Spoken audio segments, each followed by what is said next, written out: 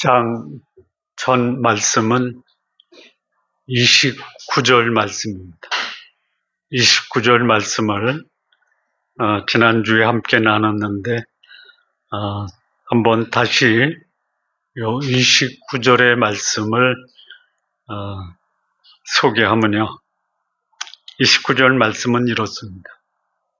믿음으로 그들은 홍해를 육지같이 건넜으나 애굽 사람들은 이것을 시험하다가 빠져 죽었으며 30절 말씀은 믿음으로 여기 29절에 나오는 그들은 믿음으로 그들은 7일 동안 여리고를 도니 성이 무너졌으며 29절 말씀과 30절 말씀의 그 기간이 40년입니다. 40년 전에 그들은 믿음으로 홍해를 건넜습니다.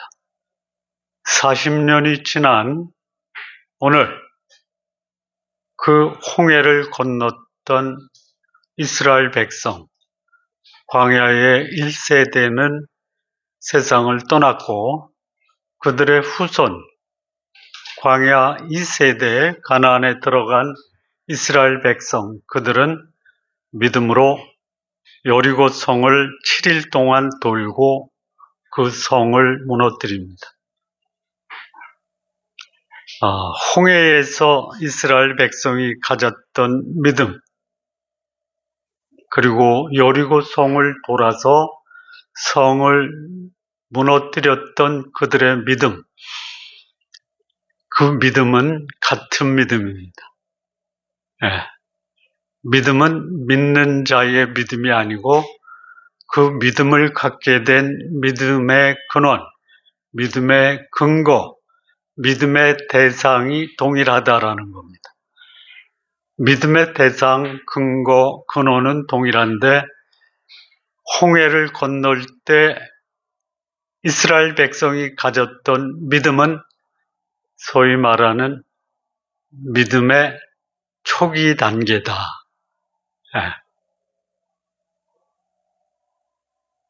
애굽을 떠나서 홍해를 건널 때 그들의 믿음은 아주 어린아이와 같은 믿음입니다. 그런데 40년이 지나서 광야 세대가 광야에서 생을 마치고 그들의 후손 2세대가 가나안에 들어가 요단을 건너고 여리고를 무너뜨렸을 때의 그들의 믿음은 40년이 지난 소위 초기 믿음을 극복한 성숙한 믿음이다. 믿음은 시간이 지나면서 변화되어야 되고 믿음은 소위 어린아이 신앙에서 성숙한 신앙으로 성장해야 한다라는 것입니다.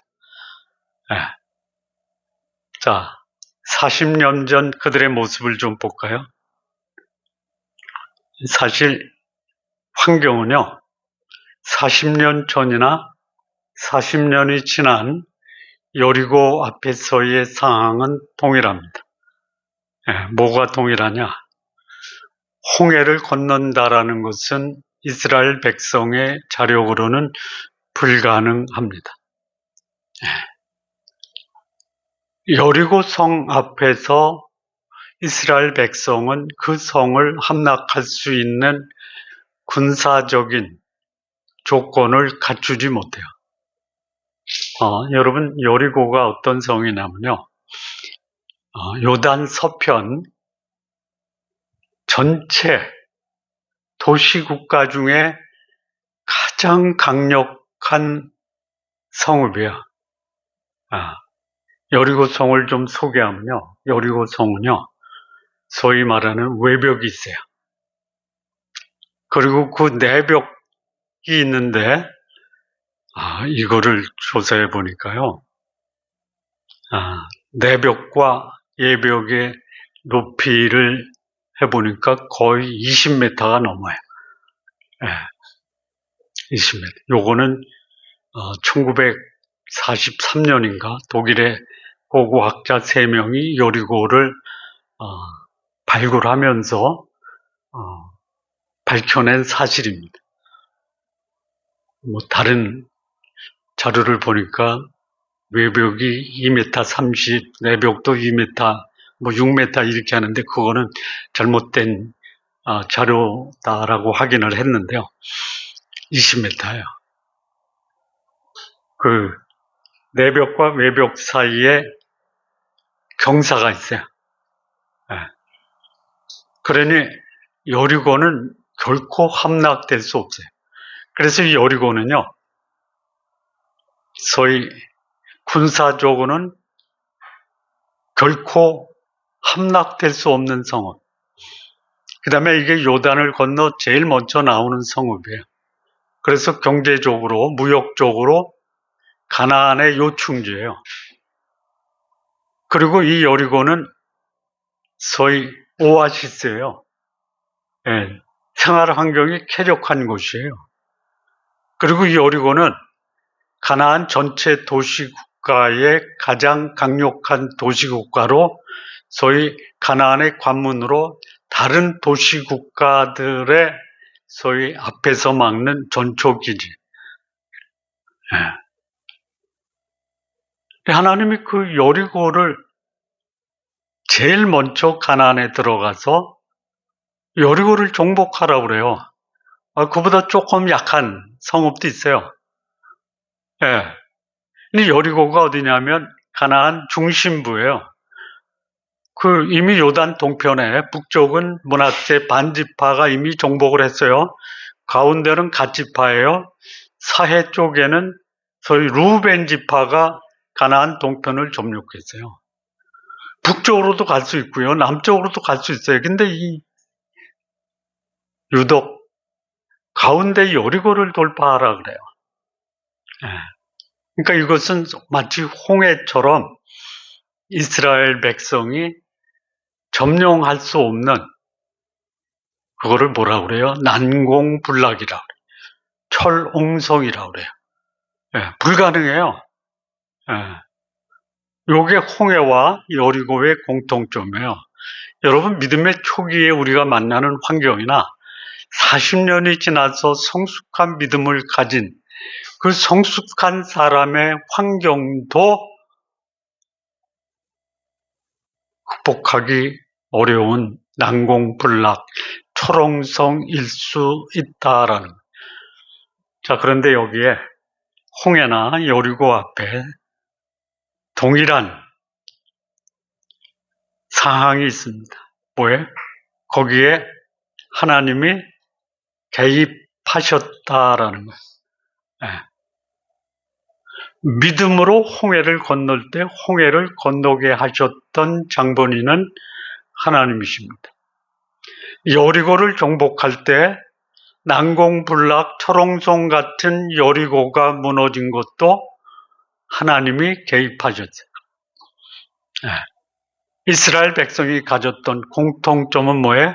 믿음으로입니다. 믿음으로. 그 다음에 이 홍해와 여리고 앞에서의 공통점이 뭐냐? 홍해를 건널 때의 지도자 모세가 있었어요. 여리고를 점령할 때 거기 지도자 여호수아가 있었어요. 강력한 믿음의 그 리더십을 발휘할 수 있는 지도자가 있었다라는 거예요. 그래서 그 지도자를 중심으로 일치 단결해서 난공불락의 홍해와 여리고를 믿음으로 돌파했다라는 거예요. 그리고 하나, 그래서 이 믿음의 결과가 뭐냐? 홍해는 갈라지고 여리고는 무너집니다. 자, 차이점이 있어요. 홍해는 갈라지고 걸어가죠. 물에 들어가니까 갈라집니까? 갈라져서 들어갑니까? 지팡이를 치니까 갈라지기 시작하니까 들어갔죠. 여리고는 무너지고 들어갑니까? 무너지기 전에 돕니까? 에? 돌죠? 예. 돈다고 무너집니까? 안 무너져요. 근데 돌았어요. 예. 그러니까 믿음으로 무너지기 전에 돌아요. 홍해는 믿음으로 갈라진 땅을 그럴 수도 있어요. 하나님 그냥 무너뜨리시죠. 아닐 수도 있어요. 누구 마음에? 자, 홍해 앞에 선 이스라엘 백성들의 모습은 어땠어요? 에? 어땠어요? 아우성, 아우성, 아우성이 두 가지로 나타나죠. 원망과 불평. 하나님과 모세를 향한 원망과 불평에 하나님이 그들의 원망과 불평을 잠재워요. 그리고 그들로 하여금 홍해를 건너게 합니다. 여러분, 믿음을 행사할 때 원망과 불평은요, 하나님의 역사에 아무런 도움이 안 됩니다. 자, 그런데 여리고 성을 돌 때 그 이스라엘 백성의 모습은 어때요? 침묵했어요. 침묵. 여러분, 홍해가 갈라지고 들어갈 때 이스라엘 백성은 감격해서 갔죠. 그런데요, 여리고 성을 돌 때 그들은 전혀 요동하지 않는 여리고 성을 돌면서 그들은 침묵했어요. 침묵하고 싶어서 침묵했을까요? 아니면 침묵하라고 하니까 침묵했을까요? 왜 그랬을까요? 아니, 여리고 성을 돌 때 그들은 침묵하고 싶었겠어요? 아니면 거기서 야, 돈다고 이게 무너지겠냐? 우리가 돌았냐? 돌게? 그러지 않겠어요? 에? 침묵했어요. 예. 야, 이게 소위 신앙생활을 하다 보면요. 원망과 불평으로 시작했다가 침묵으로 하나님의 뜻을 기다리는 그런 성숙한 모습으로 변화돼야 돼.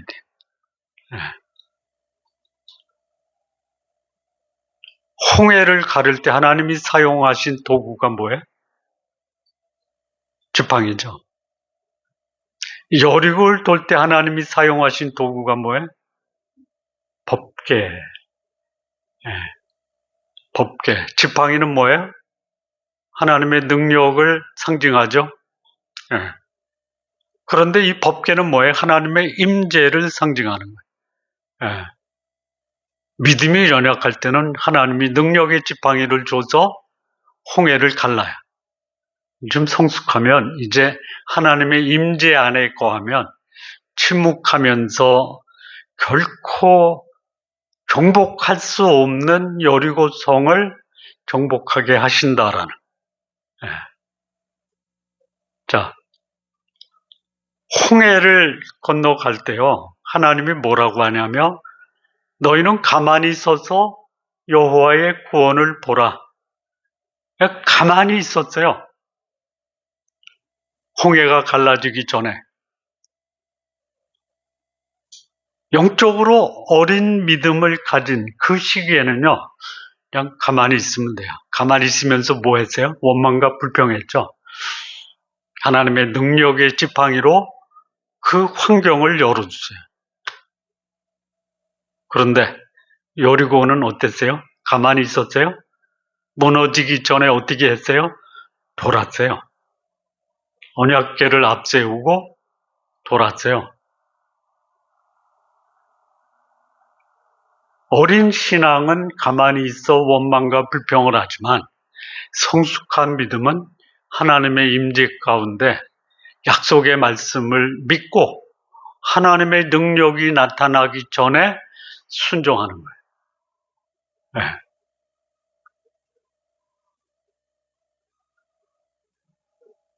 자, 이게 우리 신앙의 과정입니다.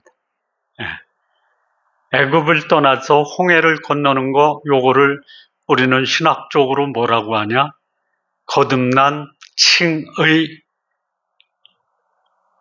소위 구원의 시작이다라고 그래요. 하나님의 은혜로 애굽을 탈출하고 홍해를 건너는 구원이에요. 자, 그런데 이 여리고는 뭐냐? 구원의 완성, 완성이라고 그래요. 요거를 소위 성화 또는 영적 승리라고 합니다. 이해되지 않는 상황에서 약속의 말씀을 믿고 순종해서 행진하는 이 믿음.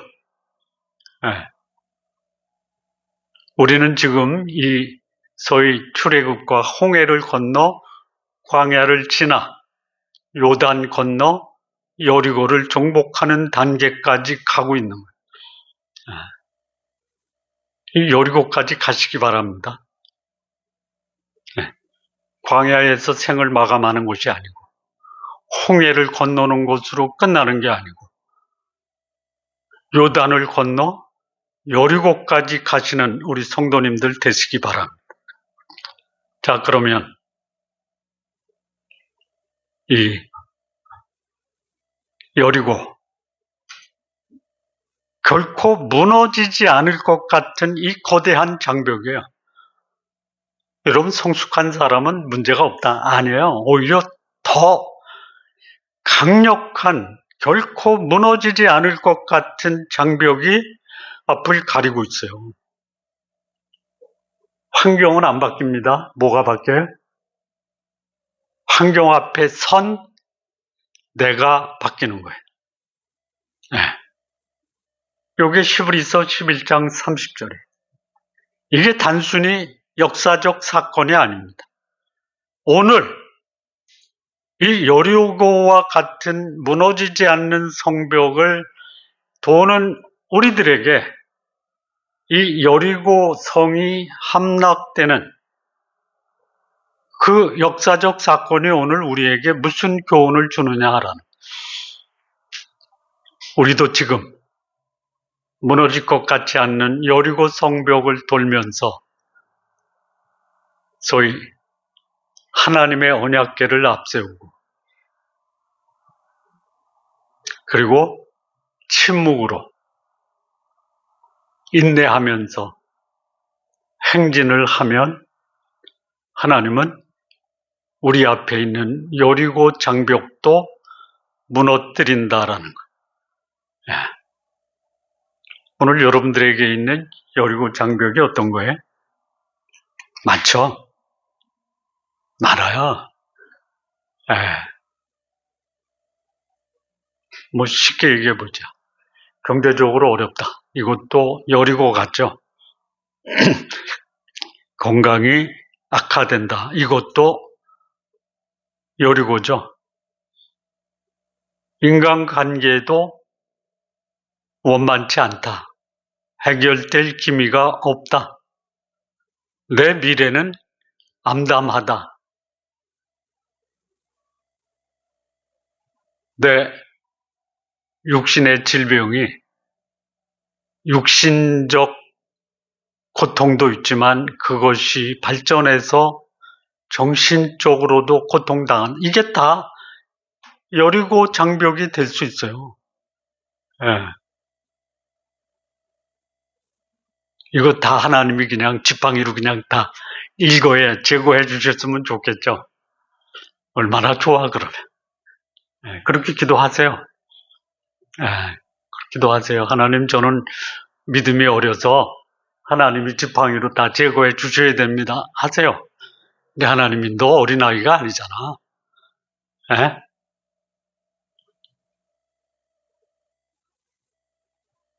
자, 가나안은요, 고통의 부재를 의미하지 않습니다. 우리가 기대했던 이 가나안, 적작꿀이 흐르는 평안한 곳이다. 모든 고통과 문제가 다 정리된 곳이다. 그래서 가서 누리기만 하면 된다가 가나안이 아니다라는 것이에요. 그러면 내가 왜 예수 믿어? 그거 하나님이 다 해결해 주시고 가나안으로 옮겨 주셔야지. 아니에요. 오히려 거기는 가나안에 들어가자마자 부닥친 철벽이 바로 가나안이에요. 오히려 예수님 믿기 전보다 더 큰 새로운 차원의 문제와 고민이 생길 수 있어요. 젖과 꿀이 흐르는 땅은 가꾸어진 땅이 아니라 가꾸어야 할 땅이다라는 거예요. 그래서 그 여리고 성에 섰을 때 이스라엘 백성의 심정은 절망일 수도 있다 이거예요. 그런데 그때 요 여리고 성이 무너지는 그 배경이 되는 말씀이 여호수아 6장입니다. 6장은 이렇게 시작이 돼요. 이스라엘 백성으로 인해서 여리고 성은 굳게 닫혔다 그래. 그러니까 이스라엘 백성도 여리고는 감히 점령할 수 없다. 여러분 이게 20m라고 그랬죠. 20m 위에서 여리고의 군사들이 화살을 가지고 밑으로 쏘면 어떻게 돼요? 어떻게 돼요? 에? 전멸될 수도 있어요. 이 외벽 있죠, 외벽. 외벽의 성벽 2m래요, 2m. 2m면은 1차선이죠. 1차선도 안 되죠. 내벽 있죠. 내벽은요, 6m라고 그래요. 왕복 2차선 될 수 있죠. 여러분, 기생라합이 성벽 인접해서 자기 집이 있었잖아요. 그래서 그 성벽에서 내렸어요. 근데 이런 상황이에요. 근데 그때 하나님의 음성이 여호수아에게 전달이 됩니다. 6장 2절을 보면요. 여호와께서 여호수아에게 이르시되 보라 내가 여리고와 그 왕과 용사들을 내 손에 넘겨 주었다 이거예요. 이게 하나님의 약속이에요.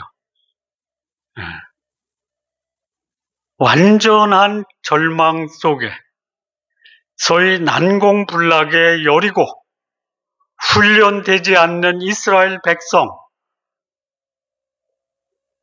이성적으로 생각하면요 절망해. 이 거대한 문제들 자신의 생각과 경험과 판단으로 바라보면요 절망 속에서 좌절하는 거예요.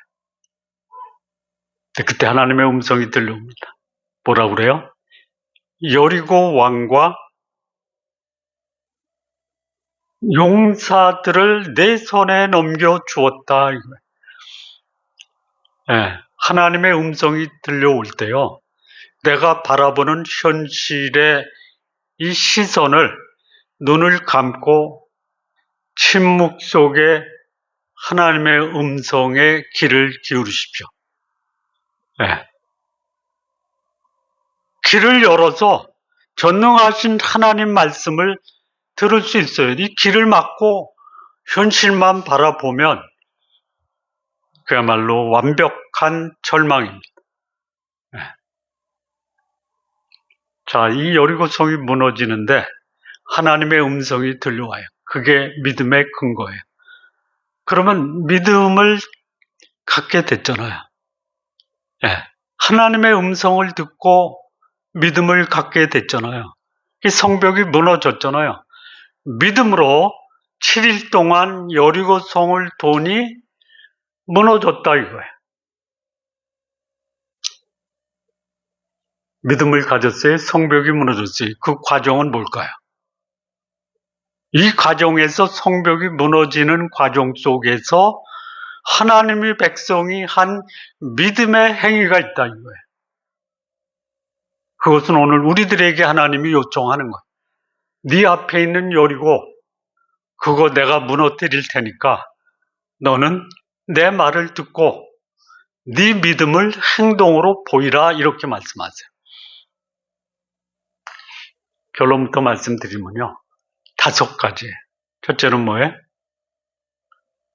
첫째는 뭐예요? 예? 소위 이성적으로 납득하기 어려운 순간 믿음으로 순종을 시작하는 거예요. 예. 여기 여호수아 6장에는요. 하나님이 여호수아에게 뭐라고 명령하냐면요. 엿새 동안 하루에 한 바퀴 돌아라. 돌 때 두 가지를 앞세워요. 맨 앞에 뭐가 있냐? 나팔이 있어요. 나팔. 예. 제사장 일곱은 일곱 양각 나팔을 잡고 그 다음에는 언약궤가 있어요. 예. 이것도 제사장이 매는 거예요. 제사장의 역할이 뭐냐? 맨 앞에서 나팔을 불고 두 번째는 언약궤를 메고 양각 나팔을 따르고 그 뒤에는 이스라엘 군사들이에요. 군사들. 5절이요? 5절.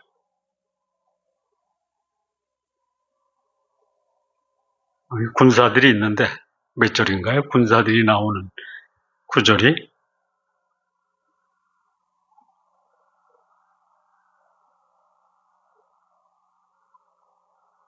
군사. 예, 3절 보세요. 3절. 예. 너희 모든 군사는 이거예요. 제가 이거 왜 군사를 강조하냐면요. 여자들과 어린아이들, 그들도 함께 돌았나? 예. 그래서 물어봤어요. 예, 백성들이라고 할 때 그 백성들이 여자와 어린아이도 포함됩니까? 했더니 여호수아 6장 3절을 보면서 아닙니다. 여인과 아이들은 안 돌았습니다. 여인과 아이들은 어디 있어요? 여리고 동편 길갈이라는 평지에 거기서 동참할 때 무엇으로 동참했겠어요? 기도로 동참하고.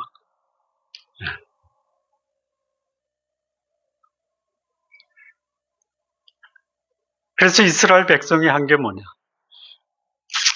믿음으로 도는 순종을 합니다. 두 번째는요.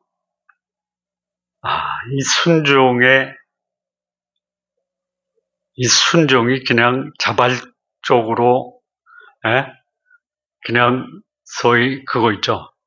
누워서 아니죠. 그거 있잖아요. 손 하나 까딱 안 하고 밥 먹는 걸 뭐라 그래? 뭐라 그래? 누워서 떡 먹기. 누워서 침 뱉기가 생각나서 아닌데 누워서 떡 먹는 게 아니에요. 그러니까 여기 필요한 건 뭐냐? 믿음의 행동에 필요한 것이 뭐냐? 무모함과 담대함이에요. 된다고 한다고 되겠어? 해보지도 않고. 그 뭐 정주영 회장이 그랬다면 해보긴 했냐? 했잖아요. 어떻게 했어요? 무모하게. 저기 아산만 방조제 서산인가요? 서산. 물길이 세가지고 이게 그 간척이 안 되니까 거기다 뭘 갖다 댔어요? 그 소위 뭐야 그거 이미 못 쓰게 폐차가 아니죠. 폐선 갖다 놓고 막았잖아요. 사람들은 객기라고 하지만 종종 회장은 믿음으로 한 거예요. 우리 신앙인에게 난공불락 초롱성 같은 여리고가 앞에 있을 때 한다고 되겠어? 해보지도 않고 하세요. 어떻게? 무모하고 담대하게. 자, 세 번째는요. 앞서 말씀드렸어요. 입을 닫아라. 침묵이에요, 침묵. 하나님의 위대한 일을 시작하기 전에 침묵하지 않으면 하나님께서 침묵할 때까지 오히려 기다리신다 이거예요. 침묵하지 하면 뭐가 나와요? 원망과 불평이에요. 예. 하나님이 역사하시기 위해서 우리에게 요구하시는 것이 뭐냐? 침묵하라. 예. 여기 10절에 보니까요. 여호수아가 백성에게 명령하이르 너희는 외치지 말고 음성을 들리지 말며 너희 입에서 아무 말도 내지 말라. 예. 그 이스라엘 백성 중에 홍해 앞에서 가졌던 믿음, 아우성치는 믿음을 가진 사람도 있을 수 있어요. 그래서 그들이 옆에다 쿡 찔러서 야, 돈다고 이게 무너지겠냐? 야, 우리 돌아가자. 돌지 말고 돌아가자 그랬어. 그러면 그걸 순식간에 야, 우리 돌아가는 게 낫겠다. 하나님의 기적을 방해하고 차단하는 게 누구예요? 하나님의 말씀을 듣고 순종하는 것보다 내 입을 열어서 원망과 불평, 입 닫으세요. 입을 열 수도 있어요. 홍해 앞에서처럼. 그러나 여리고 앞에 섰으면 이제는 침묵하는 게 믿음이 성숙한 사람의 모습입니다. 네 번째 있어요. 네 번째 뭐예요? 즉각 응답이 아니죠.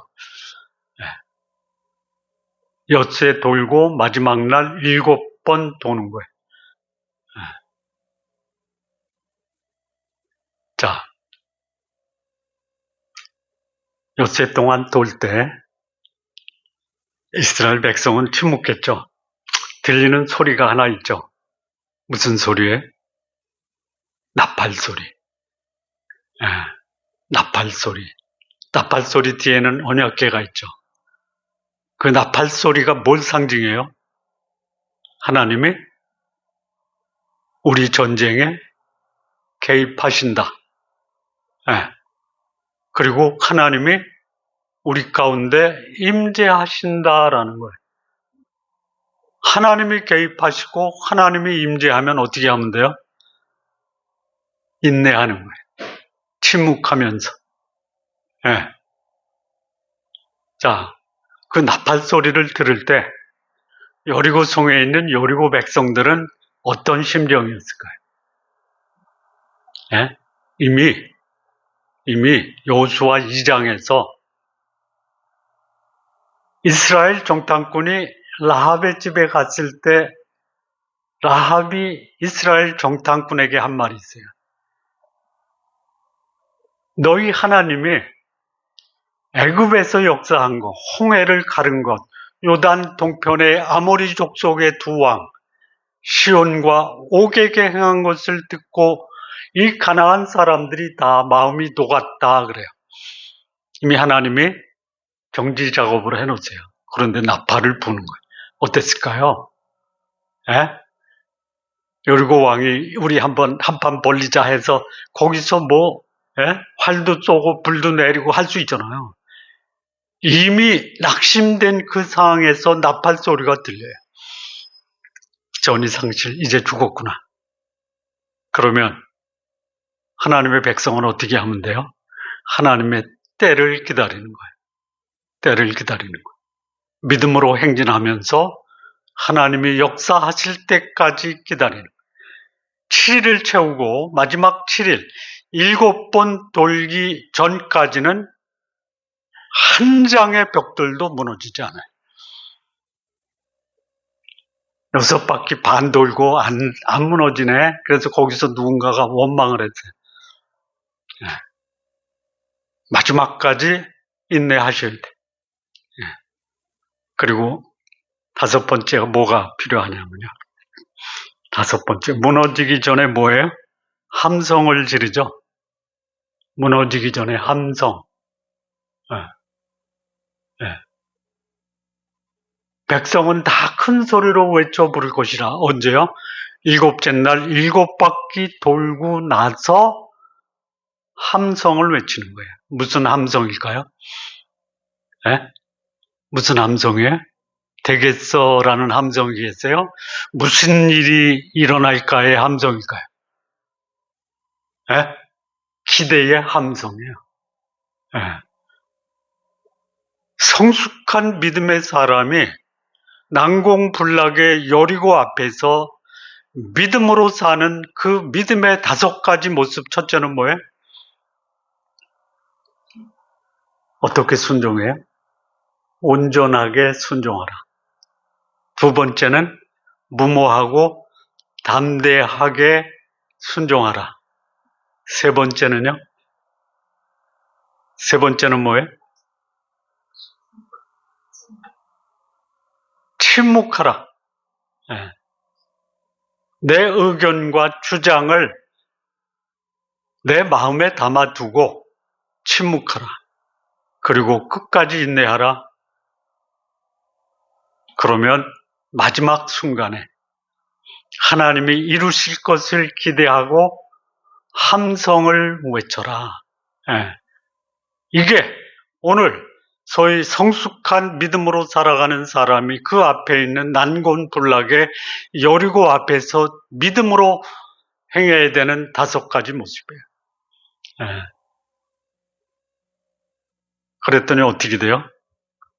여리고 성이 무너집니다. 자, 여기서 질문 하나 들어갑니다.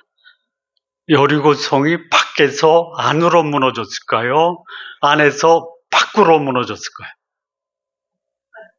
예? 그렇게 생각하세요. 자, 이 높이가 몇 미터예요? 20m죠. 예. 그럼 밖에서 안으로 무너졌다. 그럼 그 20km 되는 여리고성을 올라갈 수 있어요? 예? 이게 무너지면서 경사로가 생긴 거예요. 예. 그리고 굴려 넘어간 거예요. 이게 1943년 독일의 고고학자들이 발굴한 발굴 자료에 근거한 내용. 예. 안에서부터 밖으로 무너져. 그리고 이스라엘 백성은 그 경사로를 따라서 여리고에 진입하는 거예요. 예. 우리 성도님들, 이렇게 하나님이 여러분 앞에 있는 여리고, 예. 성숙한 신앙인으로서의 삶은 여리고가 있어도 여리고를 무너뜨리는 하나님의 역사 앞에 나는 순종하고 무모하고 침묵하고 인내하고 그리고 소리를 지르면 하나님은 약속하신 대로 그 여리고성을 함락시키고 여리고성의 모든 것을 취하게 하신다. 근데 사실 거기서 하나님이 뭐라고 말씀하시냐면요, 아무것도 취하지 말라고 그랬어요. 여리고성이요, 얼마나 부유한 성읍이에요. 무역의 관문이에요. 군사적 요충지예요. 가나안 전체 도시국가의 맹주예요. 근데 하나님은 거기서 취하지 말아라. 여러분, 여리고를 정복해도 그냥 마음 내려놓고 하나님이 앞으로 우리에게 주실 그 놀라운 은혜를 기대하는 마음으로 가나안 땅 하나하나를 정복하시기 바랍니다. 이것이 오늘 히브리서 11장 30절이 주는 믿음의 교훈입니다. 여러분이 이런 여리고 앞에서의 믿음의 모습, 여러분의 삶이 되시기를 진심으로 바랍니다. 기도하시겠습니다. 하나님 아버지, 우리의 삶, 여리고가 앞을 가리고 전혀 불가능한 난곤불락의 성이라 하더라도 하나님이 약속하신 말씀에 따라 순종하며 그 성이 무너지고 함락시키는 놀라운 하나님의 역사를 경험하는 우리 믿음의 사람 모두 되게 하옵소서. 예수님의 이름으로 기도합니다. 아멘.